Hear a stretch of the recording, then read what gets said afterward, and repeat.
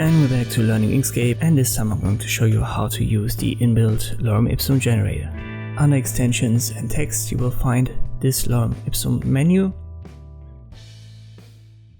Let me check the live preview.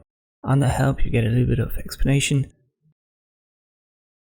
but the options are much more interesting. Let me go down here so that we can see all of the paragraphs. So my text box is a little bit smaller than the selected values.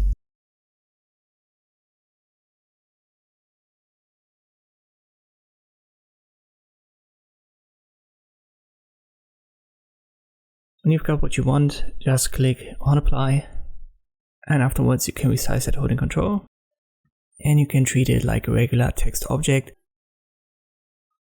So it is actual text that has been rendered, and you can use the type tool, press T for it, and then simply treat it like text. For example, add a line break, or you may want to change the font and change the size, whatever you want to do.